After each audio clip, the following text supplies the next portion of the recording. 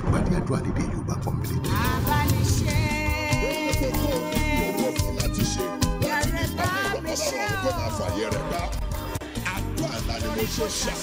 Agbára Ọlọ́run rẹ̀ nínú ìpàdé yìí pẹ̀lú iṣẹ́ àmì àti ìyanu lọ́kànjọ̀kan. Gbogbo ènìyàn tó ń wá síbẹ̀ ló ń jẹ́rìí sí agbára Ọlọ́run nítorí ogun tó ń ja ọmọ Oòduà kò bóyìnbó.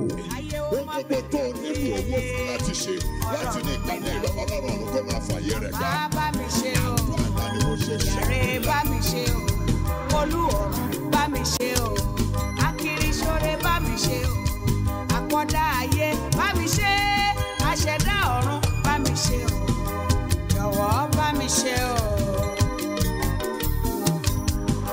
Bá mi ṣe o Olúwa, ẹni ò bá ṣe ló ráyè gbé. Ó bẹ̀bẹ̀. Ẹ̀yin èèyàn mi ní Olúwa, mo kí yín káàbọ̀ sí ìpàdé bá mi ṣe tòní.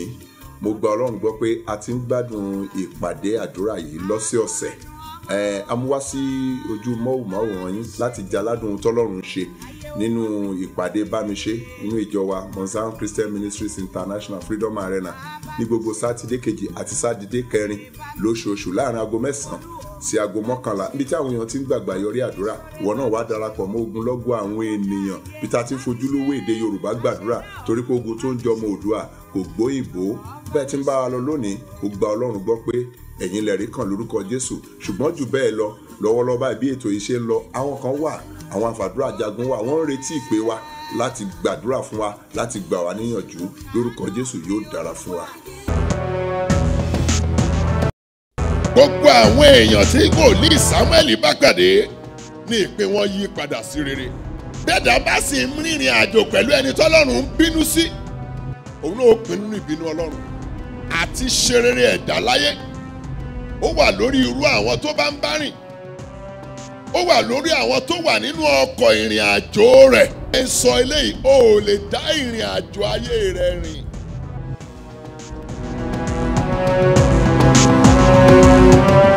Let a man in my life. Wọ́n ní arákùnrin, it's not a big deal to use my candle to light your candle because it will not reduce mine.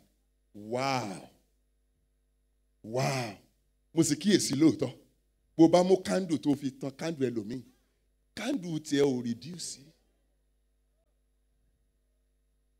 Kò reduce. Ṣùgbọ́n àwọn kan bẹ lágbà ọmọ yìí ó ga jù mí lọ. Yẹn darí ẹ̀ sí gbó.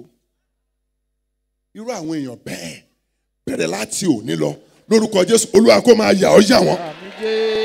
Ṣùgbọ́n àwọn tí ó tọ́ sọ́nà, àwọn ẹni tí ẹ̀mí Ọlọ́run ń gbẹnu wọn, tí ó fi ọ̀nà àṣẹlà hàn ọ́ lójú ọjọ́, lẹ́yìn ìpàdé àárọ̀ yìí, Olúwa ó mú ọ pàdé wọn. Ṣàmì dáadáa. Sámúẹ́lì lẹni tọ́lọ́run ń gbọ́ tiẹ̀, tí ìṣìyàn lọ́nà. Ìmọ̀ràn Sámúẹ́lì a máa fòpin sí làálàá ẹni. Ìmọ̀ràn rẹ̀ gbọ́hùn tó sọ ní ẹsẹ̀ 20. 1 Samuel chapter 9 verse 20. Kí ni Bíbélì wí? Ní ti àwọn kẹ́tẹ́kẹ́tẹ́. Sámúẹ́lì ló ń sọ̀rọ̀ yìí. Ní gbogbo ohun tó ti ń dààmú sí ẹ̀yin ará mi. Gbogbo ohun tí ìwà àtẹrù bàbá rẹ ti ń dààmú sí ní ti kẹ́tẹ́kẹ́tẹ́ rẹ. Tí ó ti nù láti ìwọ̀n ọjọ́ 3 wá. Má fi ọkàn sí wọn. Wọ́n ti rí wọn. Nítorí tí wọ́n ti rí wọn. Yé dààmú. Wọ́n ti rí wọn. Irú wọn bẹ́ẹ̀ a máa fún ènìyàn ní ìmọ̀ràn àtàmátàsé tó ń fòpin sí làálàá ẹni. Gbogbo ẹni tó ń dààmú, tó ń ṣe làálàá lábẹ́ ohùn mi láàárọ̀ ẹ̀, lórúkọ Jésù làálàá rẹ̀ dópin. Mo ní làálàá rẹ̀ dópin.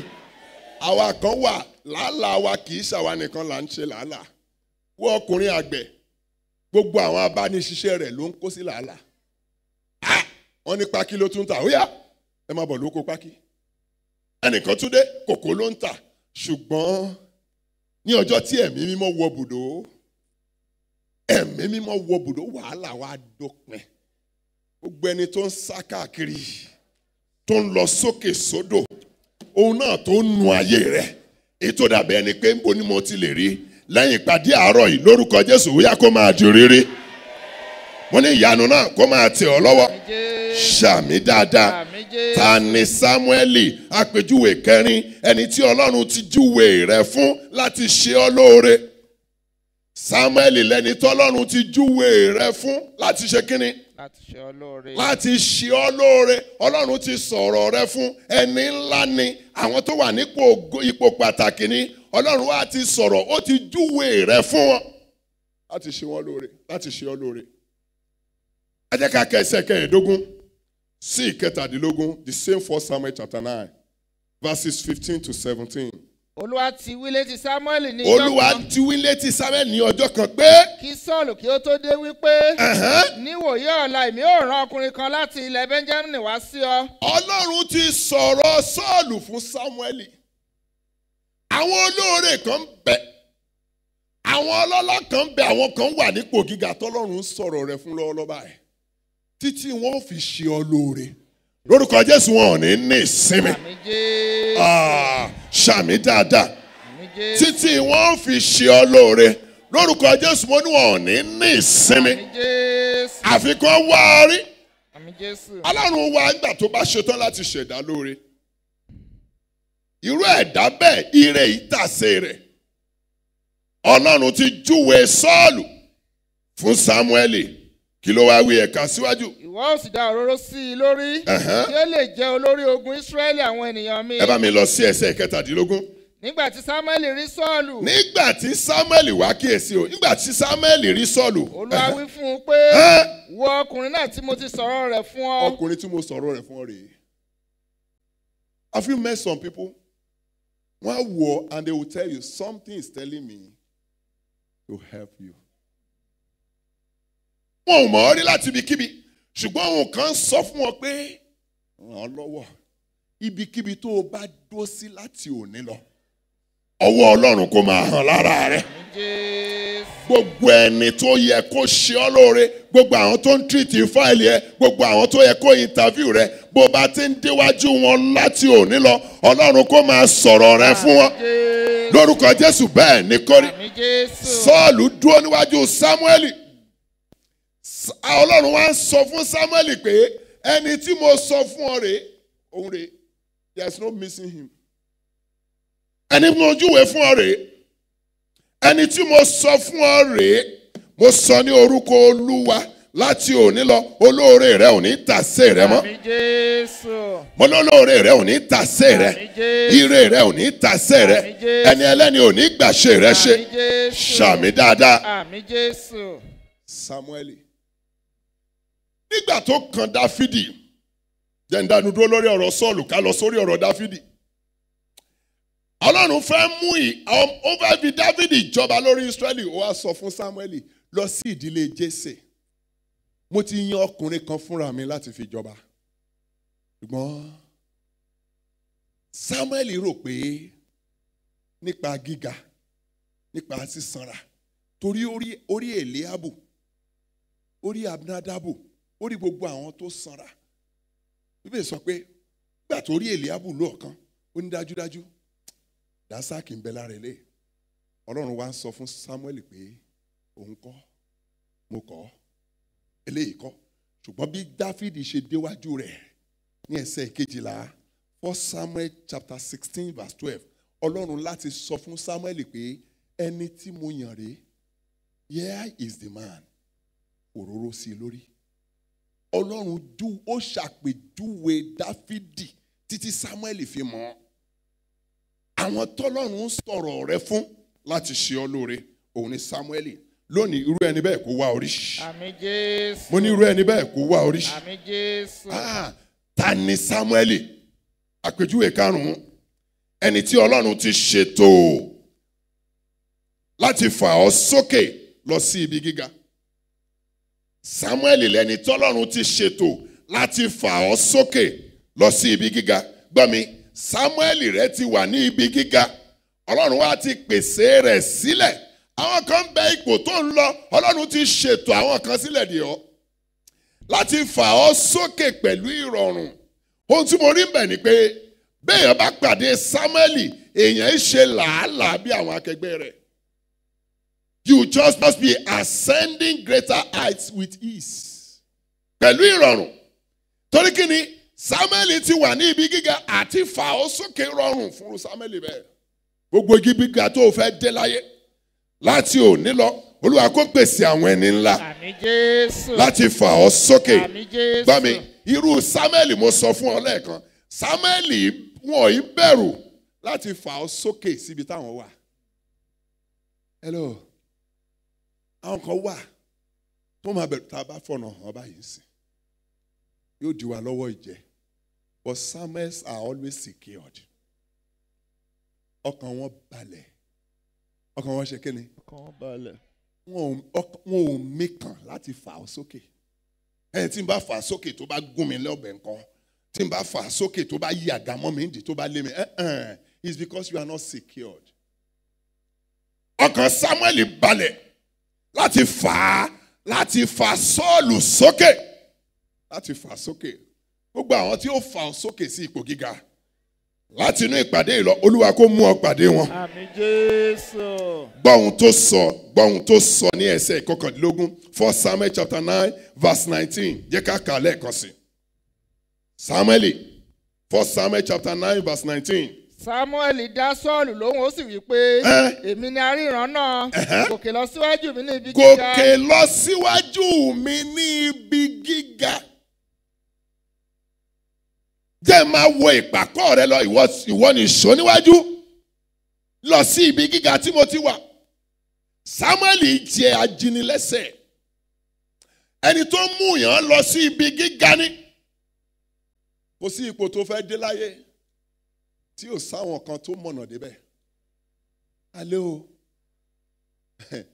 bí President Goodluck ti tó ṣe tó ààrẹ orílẹ̀-èdè, àwọn kan bẹ tó jẹ́ pé just one line on their complimentary card, get things done. This person is from me. Please help. And the deal is Done. or just a phone call. I'm sending a man to you. Please assist. Yes, sir. Mama go, yes, sir, at the other end. Praise the Lord. Hallelujah. Yes, sir, at the other end. Mo ń ṣiṣẹ́ ní Glaxo. One of our directors, a professor. Ọ̀kan lára àwọn commissioner ní Ogun State, student ẹni. A fẹ́ gba nǹkan kan ní Ministry of Health. When you get to Abeokuta, get to his office, just mention my name. Sir. I said, mention my name. You know what these protocols? No, you can't see your guy. You can't see your guy. You can't see. And I raised my voice at the reception. The man heard that I mentioned his professor. Who did they want you? Hello, guy, don't see me. A minister. Wale. Just like that. Àwọn kan bẹ ipò tí wọ́n ná gàwó pé bó ló ṣe lè débẹ̀. Ọlọ́run ti ṣètò àwọn kan sílẹ̀ dè ọ́ níbẹ̀. Lẹ́yìn ìpàdé àárọ̀ yìí, Olúwa ó so ọ́ pọ̀ mọ́ wọn. Ṣàmì bí ẹni tó gbàgbọ́. Àmín Jésù. Gòkè lọ síwájú mi ní ibi gíga. Wá gbọ́ ohun tó sọ. Ẹ ó sì bá mi jẹun lónìí. Oúnjẹ tèmi ń jẹ ní ipò gíga. Ẹ ó bá mi jẹ. Bẹ̀rẹ̀ láti àárọ̀ yìí lọ. Oúnjẹ táwọn ẹni ńlá ń jẹ. Oúnjẹ ipò gíga. Lórúkọ Jésù ó yá kí wọn náà máa jẹ. Àmín Jésù. Olúwa ó mú ọ débẹ̀. Àmín Jésù. Olúwa ó mú ọ débẹ̀. Jésù. Wà á tún gbọ́ mi. Ẹni ńlá ni Sámúẹ́lì rẹ̀ ó sì ṣetán láti mú ọ jókòó láàrin àwọn ẹni ńlá. Wọ́n tó sọ ní ẹsẹ̀ kejìlélógún verse 22. Sámúẹ́lì sì mú Sọ́ọ̀lù àti ìránṣẹ́ rẹ̀. Ó sì mú wọn wọ inú gbangba gbọ̀ngàn. Ó sì fún wọn ní ìjókòó láàrin àwọn àgbààgbà. Ó fún wọn ní ìjókòó láàrin àwọn wo? Àwọn àgbààgbà. Irrespective of your qualification, irrespective of your foundation or your identity. Bíbélì sọ pé ó mú wọn jókòó láàrin àwọn àgbààgbà. Sámúẹ́lì tó bá sì mú ọ jókòó kò sẹ́ni tí ó béèrè pé bóun wọ́n ṣe dé yìí. Bóun ṣe ẹ ti jẹ́. Ó mú ọ jókòó láàrin àwọn wo? Àgbààgbà. Láàrin àwọn àgbààgbà. Lecturer ni kò mẹ́ni kankan. Ẹnìkan mú Goodluck jókòó láàrin àwọn wo? Láàrin àwọn àgbààgbà. Àwọn kan lówó, wọ́n lórúkọ, wọ́n ní influence ju Goodluck lọ, ṣùgbọ́n ẹnìkan mú jókòó. Ẹni tó mú jókòó láàrin àwọn àgbààgbà kì í sara Bayelsa. Hello. Samuel rẹ ò nílò àti wá láti abúlé yín. Láti south sí south west. Èmi ò dárúkọ ẹnìkan ṣùgbọ́n ó mọ Samuel Goodluck. Hallelujah. Kò nílò àti mọrú ẹni bẹ́ẹ̀ rí. Ó mú jókòó láàrin àwọn àgbààgbà, àwọn ẹni tó ní ọlá tó ní orúkọ. Ìtọ́lọ́run ó lò láti mú ọ jókòó láàrin àwọn ẹni ńlá. Ẹ̀yin ìpàdé àárọ̀ yìí, Olúwa kó so ọ́ pọ̀ mọ́ wọn. Àmín Jésù. Kó so àwọn ọmọ rẹ pọ̀ mọ́ wọn. Àmín Jésù. Ṣàmì dáadáa. Àmín Jésù. Ṣàmì bí ẹni tó gbàgbọ́. Àmín Jésù. Ó mú jókòó láàrin àwọn àgbààgbà nínú àwọn tí a pè among the dignitaries. Wọ́n sì tó 30 ènìyàn, wọ́n ṣe pé wọn ò pọ̀. Ní gbogbo orílẹ̀-èdè wọ́n tó 30. Bóyá àwọn senate ni, ṣùgbọ́n Samuel mú Sọ́ọ̀lù lẹ́yìn. Ó wá mú jókòó láàrin àwọn àgbààgbà. Níbi tí Samuel bá gbé ń ṣiṣẹ́, protocols are always suspended. Protocols are always broken. Báwo ló ṣe yẹ kó gbà, ó yẹ kó sign. Àwọn kan bẹ tó wọ́n mọ shortcut síbi tí wọ́n ń lọ. O nílò àti bá àwọn akẹgbẹ́ rẹ tó. Ìdí ni tí mo ṣe sọ láàárọ̀ yìí. Olúwa ó fi ọ̀rọ̀ rẹ, yóò fi yà àwọn ọ̀rẹ́ rẹ lẹ́nu. Àmín Jésù. Yóò fi yà àwọn akẹgbẹ́ rẹ lẹ́nu. Àmín Jésù. Lórúkọ Jésù bẹ́ẹ̀ ní kórè. Àmín Jésù. Ṣàmì dáadáa. Àmín Jésù. Ta ni Sámúẹ́lì? Àpèjúwe kẹfà. Ẹni tó fi ire tó ti tọ́jú, tó ti pamọ́ fún ọ tí ò fi dùn ọ́. Ẹni tí kò fi ire tó ti tọ́jú tàbí tó fi pamọ́ fún ọ kò fi dùn ọ́. Gbọ́ mi, ire kan bẹ tá a so orúkọ rẹ mọ́. There are some blessings carrying your name tag. Hello. Àwọn ire kan bẹ tá a ti reserve fún ọ. Lónìí lórúkọ Jésù Kristi, irú Sámúẹ́lì tí ò ní fi irú rẹ bẹ́ẹ̀ dùn ọ́, ó yá Olúwa kó máa mú ọ pàdé wọn. Àmín Jésù. Ṣàmì dáadáa. Àmín Jésù. Ipò kan bẹ tá a ti reserve fẹ́nìkan tó ń gbóhùn mi yìí. Ìyanu kan bẹ tá a ti reserve. Contract kan bẹ tá a ti reserve. Appointment kan bẹ tá a ti reserve fẹ́nìkan tó ń gbóhùn mi yìí. Irú ẹni tí ó mú kí irú rẹ bẹ́ẹ̀ tẹ̀ ọ́ lọ́wọ́. Nínú ìpàdé yìí láàárọ̀, Olúwa kó mú ọ pàdé wọn. Àmín Jésù.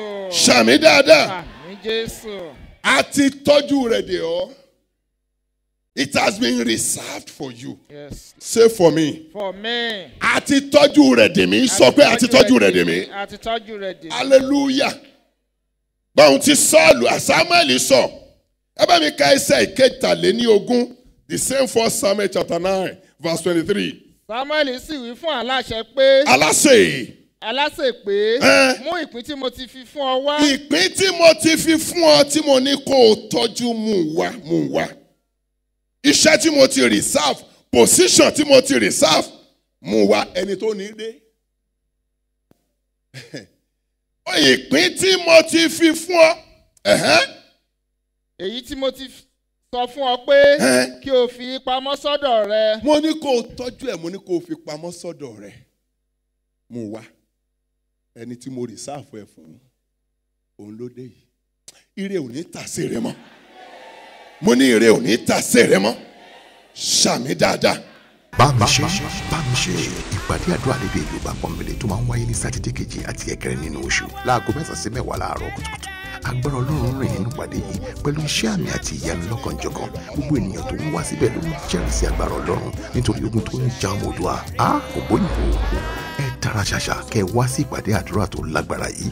Orin ìyìn àti ògo ẹ̀mí tó rinlẹ̀, àdúrà tí ó borí ogunkógun tó bá dojúkọ àti ìjìnlẹ̀ ìṣítí ọ̀rọ̀ láti orí ìtẹ́ ẹ̀mí mímọ́ ní èdè Yorùbá. Wá kí a jọ darapọ̀ pẹ̀lú ogunlọ́gọ̀ àwọn èèyàn tí ó wá sí gbàgede àdúrà yìí káàkiri àgbáyé láti gbóhùn àdúrà àti ìyìn sókè sí Olúwa wa. Gbogbo ìṣòro rẹ yóò di pẹ̀tẹ́lẹ̀. Ó dá mi lójú agbára Ọlọ́run yóò bùyọ nínú ayé rẹ. Ẹni àmì òróró Pásítọ̀ Débọ̀ Adégòkè ni yóò máa darí ètò. Fọwọ́n tuntun gbogbo ipá àti agbára gbogbo agbára mídíánì. àdúrà bá mi ṣe ní Mount Zion Christian Ministries International, Freedom Arena, number 2, North Road off White Hart Road, Plumstead, London, SE 181DG. Fún ẹ̀kúnrẹ́rẹ́ àlàyé, ẹ lọ sí wẹ́bsáìtì wa www.freedomarena.org.uk tàbí kí ẹ kọ̀wé sí wa ní info@freedomarena.org.uk. Lẹ́ẹ̀kan sí, Sátidé kejì àti ẹ̀kẹrin nínú oṣù ni àdúrà bá mi ṣe yóò máa wáyé láago 9 sí 11 láàárọ̀. Ìgbà náà láwọn máa pariwo sóluwa wa tí wọ́n yóò sì máa gbọ́ àdúrà wa. Bá mi ṣe wá kí o sì rí iyì. Jésù lolúwa. Kò lè ṣí àyè tó láti gbàdúrà bá ṣe fẹ́ torí àkókò wa. Ṣùgbọ́n bó bá gba iṣẹ́ ìránṣẹ́ tó gba CD yìí, o lè play rẹ̀ ní yàrá rẹ̀ kó pọ́ọ̀sì ẹ̀ kó gbà bó ṣe wù ọ́.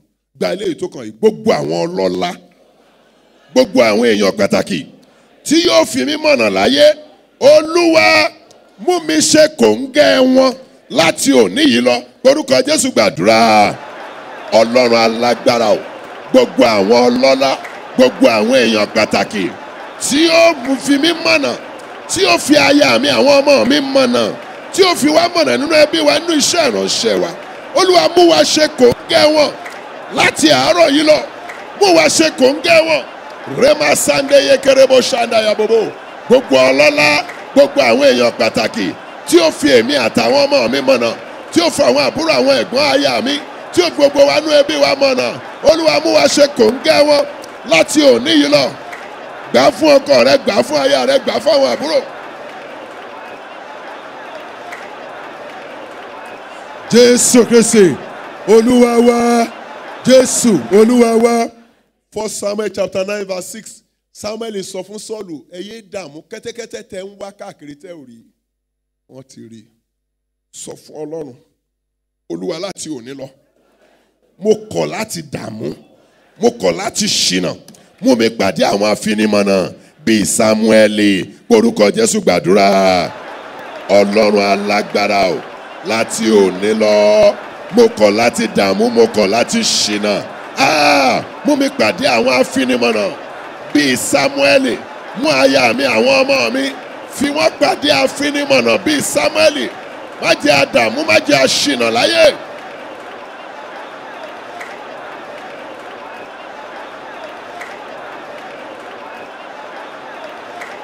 Rebo sete ye bobobobobo.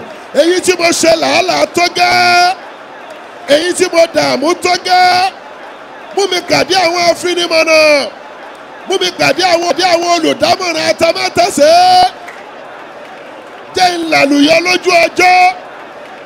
Jẹ́ káyà mi àwọn ọmọ mi làlùyọ lójú ọjọ́. Nínú ẹbí wa, nínú iṣẹ́ ìránṣẹ́ wa. Olúwa jẹ́ alàlùyọ lójú ọjọ́. Mú wa pàdé àwọn afinimọ̀nà bíi Sámúẹ́lì. Mú wa pàdé àwọn olùdámọ̀ràn atamátàsé bíi Sámúẹ́lì. Ó ṣe Ọlọ́run ìyanu. Jésù Kristi Olúwa wa. Jésù Olúwa wa. 1 Samuel chapter 9 verses 15 to 17. Ọlọ́run ti sọ létí Sámúẹ́lì. Ó ní níwòyí ọ̀la, èmi ó rán ọkùnrin kan sí. Ó ti sọ̀rọ̀ Sọ́ọ̀lù fún. Bí Sọ́ọ̀lù sì déwájú ẹ̀, Ọlọ́run sọ pé ẹni tí mo bá sọ̀rọ̀ rèé. Ọlọ́run júwe Sọ́ọ̀lù fún Sámúẹ́lì. Gbàdúrà gbogbo ẹni ńlá tó ti júwe mi fún. Gbogbo ẹni ńlá tí ìwọ Ọlọ́run ti júwe mi fún láti ṣe mí lóore. Olúwa mú mi pàdé wọn láti àárọ̀ yìí lọ. Orúkọ Jésù gbàdúrà. Ọlọ́run alágbára o, gbogbo àwọn ẹni ńlá tó ti ṣàpèjúwe mi fún, tó ti ṣàpèjúwe aya àtàwọn ọmọ mi fún láti ṣe wá lóore. Olúwa mú wa pàdé wọn láti àárọ̀ yìí lọ. Yes, our path must cross. Take us to them. Take us to them. Rema Santa Yakaraba Shanda Yabobo. Jésù Kristi Olúwa wa. Jésù Olúwa wa. Gba eléyìí pẹ̀lú ìtara láti òní lọ. Olúwa má ṣe jẹ́ kí ẹni ẹlẹ́ni gba ìṣe mi ṣe. Ẹni ẹlẹ́ni ò gbọ́dọ̀ gba ìṣe mi ṣe. Mú mi ṣe kòńgẹ́ ire àti kòńgẹ́ olóore mi. Orúkọ Jésù gbàdúrà. Ọlọ́run alágbára láti òní lọ. Ẹni ẹlẹ́ni ò gbọ́dọ̀ gba ìṣe mi ṣe. Ẹni ẹlẹ́ni ò gbọ́dọ̀ gba ṣe aya mi ṣe, àwọn ọmọ mi ṣe. Nínú ẹbí wa, nínú ìjọ mú wa ṣe kòńgẹ́ ire àti kòńgẹ́ olóore wa mú wa ṣe kòńgẹ́ ire àti kòńgẹ́ olóore wa gbàdúrà bẹ́ẹ̀ mú èmi àtaya àtàwọn ọmọ mi ṣe kòńgẹ́ ire àti kòńgẹ́ olóore wa ẹni ẹlẹ́ni ò gbọ́dọ̀ gbà ṣe èmi àtaya àtàwọn ọmọ mi ṣe. lèmọ́dọ́bọ̀ ṣàǹdà yàbọ̀bọ̀ zifro posete ye bàbà.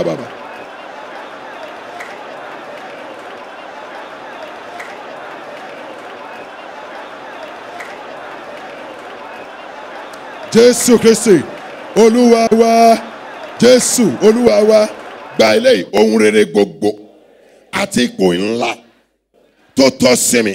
Olúwa fagbára rẹ fi gbé wọn lé mi lọ́wọ́ láti òní lọ. Orúkọ Jésù gbàdúrà. Ọlọ́run alágbára, ohun rere gbogbo àti ipò ńlá tó tọ́ sí mi, tó tọ́ sí aya mi, sí àwọn ọmọ mi, tó tọ́ sí àwọn ẹ̀gbọ́n àwọn àbúrò nínú ẹbí wa. Olúwa fagbára rẹ gbé wọn lé wa lọ́wọ́. Pàṣẹ pé àwa ló tọ́ sí. Pàṣẹ pé àwa ló tọ́ sí.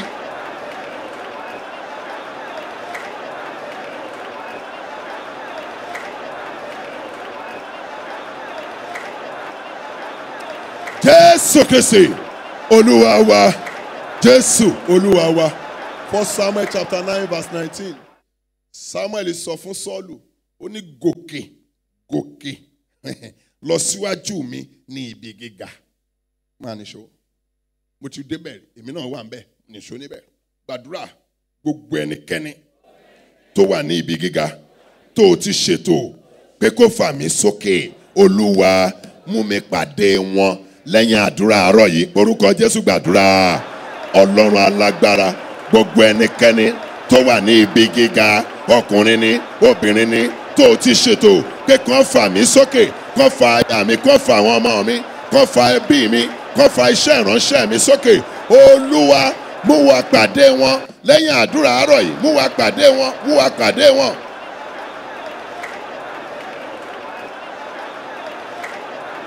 Gbàdúrà.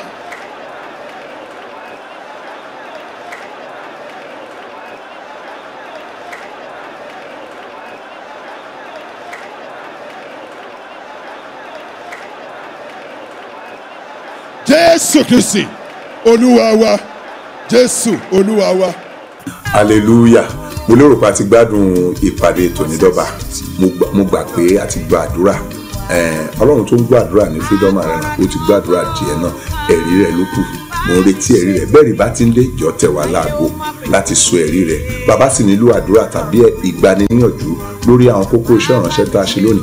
Àwọn àfàdúrà jagun wà ní inú ọ́fíìsì wa lọ́wọ́lọ́wọ́ báyìí tó ń retí ìpè rẹ̀. Tẹ̀ wá láago. A ó gbàdúrà fún ọ, a ó sì gbà ọ́ níyànjú. Pàápàá jùlọ ẹ darapọ̀ mọ́ wa nínú ìjọ wa ibi tá a ti ń ṣe ìpàdé yìí ní sátidé kejì àti sátidé kẹrin láàrin aago 9 sí aago 11. Yóò dára fún wa lórúkọ Jésù. Bàbá wa nílò odidi iṣẹ́ ìránṣẹ́ tá a gbọ́ tán lónìí. A lè pe aago, a tẹ̀ wá láago lórí fóònù nọ́mbà tó wà ní ojúmọ́wòmọ́wò wa. Wọ́n ó ṣàlàyé fún wa bá ó ṣe ríra. Yóò dára fún wa lórúkọ Jésù. Mo gbàgbọ́ pé ẹ gbádùn ètò tòní. Fún àdúrà àti gba gbogbo iṣẹ́ ìránṣẹ́ tòní, ẹ kàn sí wa lórí aago 0208 317 0829 0208 317 0829. Ẹ sì lè darapọ̀ pẹ̀lú wa nínú ìpàdé ìbánisẹ́ àkànṣe àdúrà tí a máa ń ṣe ní sátidé kejì àti ẹ̀kẹrin nínú oṣù ní ilé ìjọsìn wa ní Mount Zion Christian Ministries International Freedom Arena. Ẹ pàdé wa lọ́sẹ̀ tó ń bọ̀ ní orí ètò Bámiṣe. Ẹ pàdé wa, a ó máa retí yín. Jésù